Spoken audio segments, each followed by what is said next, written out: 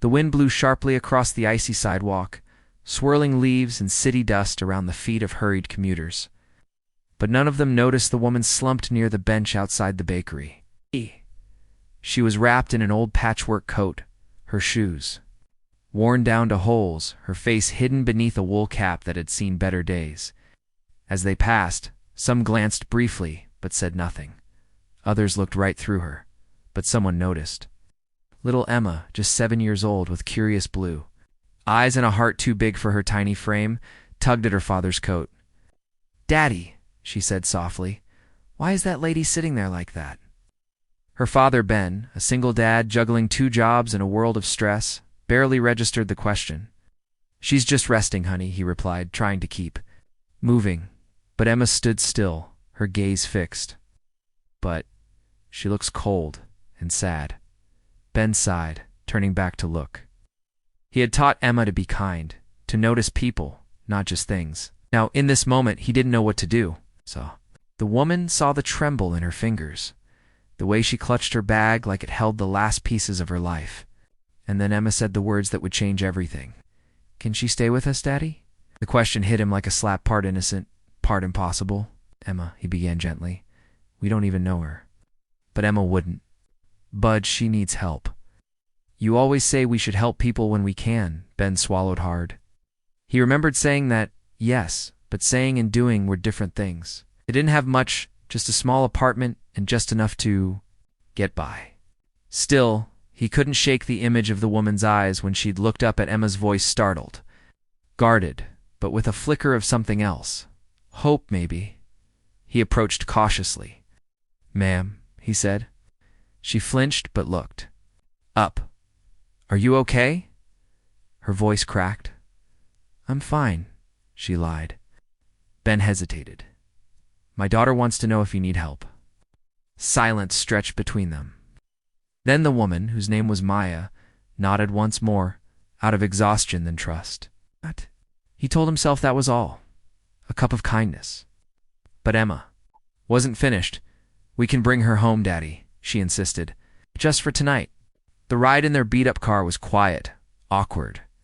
Maya kept her eyes on her lap, too ashamed to meet theirs.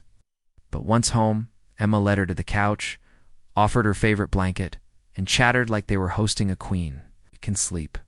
Here, it's soft, and Daddy makes good spaghetti." Ben made dinner, still unsure of the line he had crossed. By nightfall, when Maya finally smiled at one of Emma's silly jokes, something shifted. She looked human again, not just a statistic or someone to be ignored.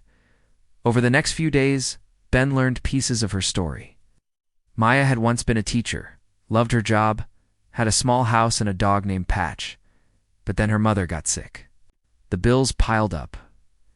She took time off work. Then the job was gone. The house too. When her mother passed, there was no one left.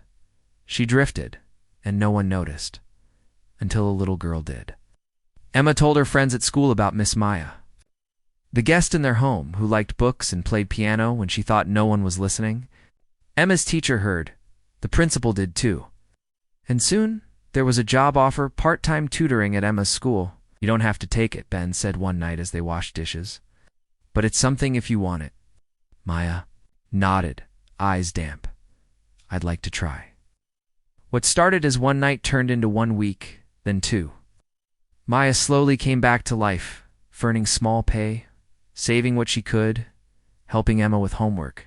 And Ben, who had only ever tried to survive, found himself smiling more, laughing even.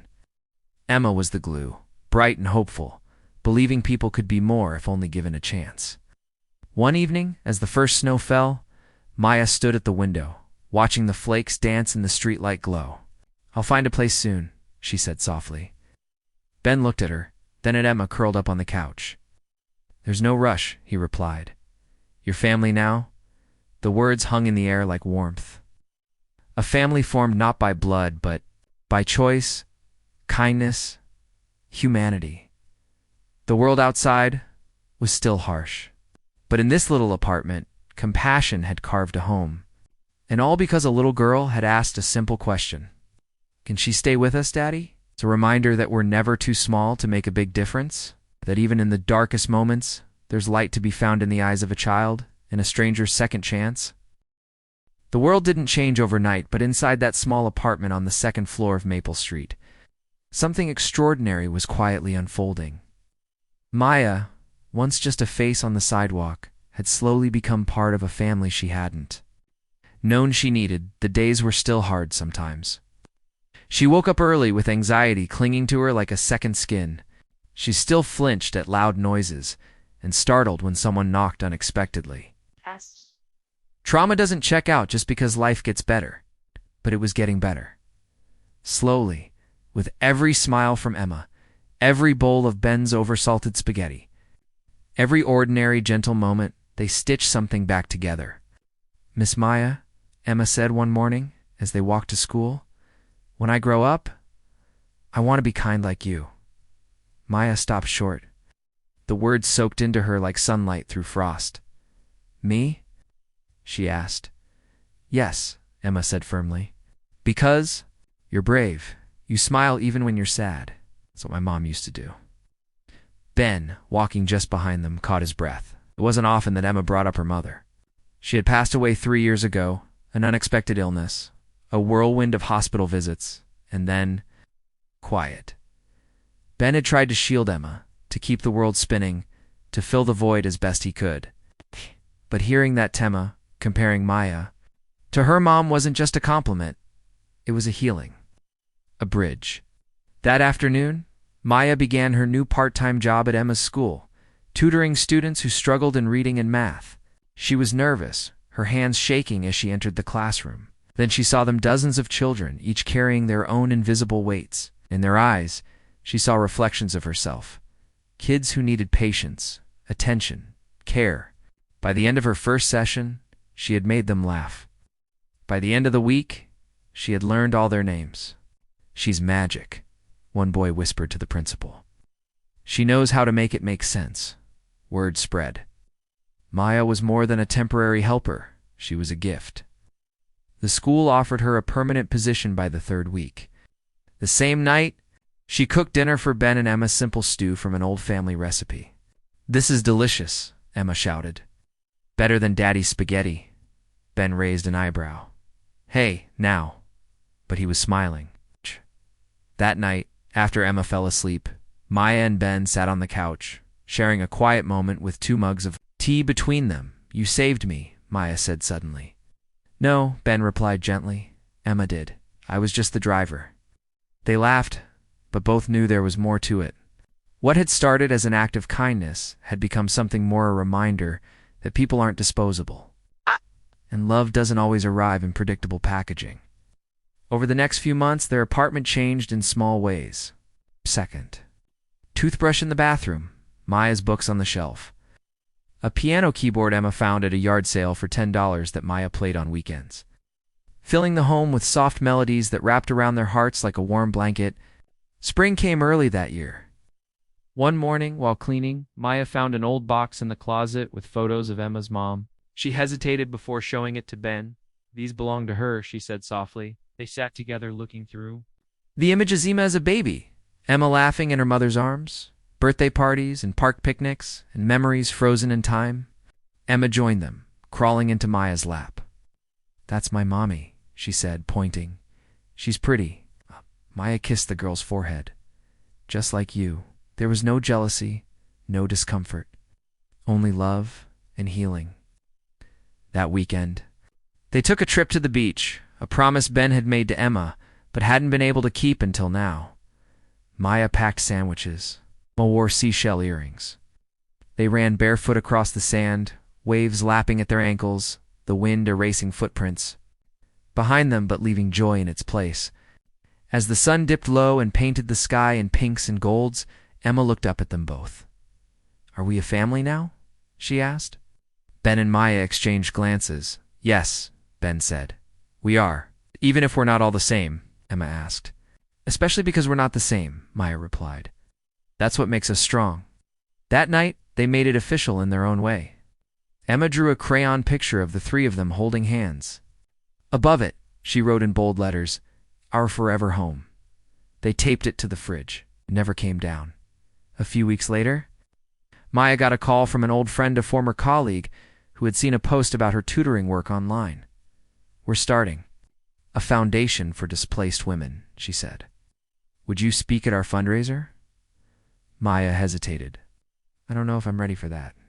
"You don't have to be perfect," her friend replied. "Just be honest." So she did. That evening, Maya stood in a room full of strangers, holding a microphone with slightly trembling hands. "6 months ago," she began, "I was invisible. People passed me on the street like I didn't exist. I didn't blame them. I had forgotten how to look at myself too. But then, a little girl looked at me and didn't see a problem. She saw a person. She saw someone worth helping. And because of that, I have a home again. I have purpose. I have love." The audience was silent. Then they stood and clapped, not because she had survived, but because she had chosen to thrive. Her story raised more than money. It raised awareness. It sparked kindness. It rippled outward. Back home, life was still life. Dishes needed washing. Homework was hard. Bills had to be paid, but they laughed more than they cried. They sat down for dinner every night. And they never forgot the moment it all began with a child's question asked from the purest place. Years later, Maya would still tell that story. She told it to students, to friends, to strangers who felt forgotten. Sometimes she'd say, "The smallest voice holds the greatest power." Emma grew older, wiser, more confident. She told the story too, adding her own perspective. "I didn't save her, she saved us." She reminded us what it means to care, even when it's scary. And Ben, he finally allowed himself to feel joy. Again, to let someone in. He'd often look at Maya and Emma, his daughter, and the woman who had walked into their lives on the coldest day, and think to himself, "We didn't just open our door, we opened our hearts." They became a story others told, a reminder that we're all one choice away from being the person who gives or the one who needs. That kindness isn't a luxury, it's a responsibility, and that sometimes the world doesn't need a hero, it just needs a hand.